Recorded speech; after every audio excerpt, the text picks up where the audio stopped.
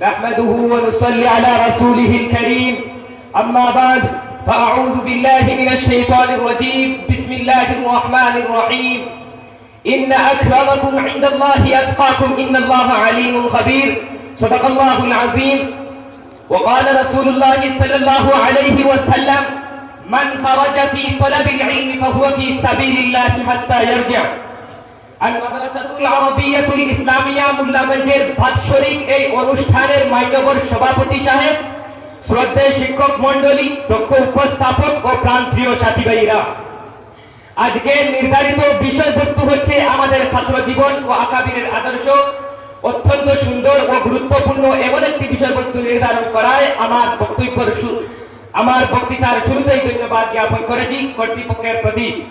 সুপ্রিয় বন্ধুগণ, মানুষের জীবনের একটি মূল্যবান অংশ হচ্ছে ছাত্র জীবন। মানুষের জীবনের একটি মূল্যবান অংশ হচ্ছে ছাত্র জীবন। ছাত্র জীবন হচ্ছে বীজ বপনের সময়। জীবনকে ভালোভাবে গড়ে তোলার জন্য এই সময় মানুষকে অনুশীলন করতে হয় এবং কঠোর নিয়ম শৃঙ্খলা মেনে চলতে হয়। ছাত্র জীবনকে আমরা এভাবে সঞ্চারিত করতে পারি। সংসার ক্ষেত্রে প্রবেশের আগে ইলম ও বিদ্যার্জনের জন্য মানুষের জীবনের যে অংশটুকু মাদ্রাসা বা অন্য শিক্ষালয়ে অতিবাহিত হয় তাকে ছাত্র জীবন বলে। কোনো মানুষেরা সারা জীবনকে ছাত্র জীবনের সঙ্গে তুলনা করেছেন, কেননা জ্ঞান অর্জনের কখনো শেষ নেই। একজন জ্ঞানী ব্যক্তি আজীবন ছাত্র হয়ে থাকতেই ভালোবেসেন।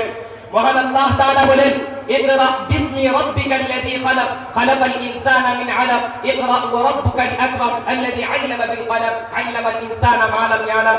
তুমি পাঠ করো তোমার সেই প্রভুর নামে যিনি সৃষ্টি করেছেন মানব জাতিকে ঘনীভূত রক্তবিন্দু হতে।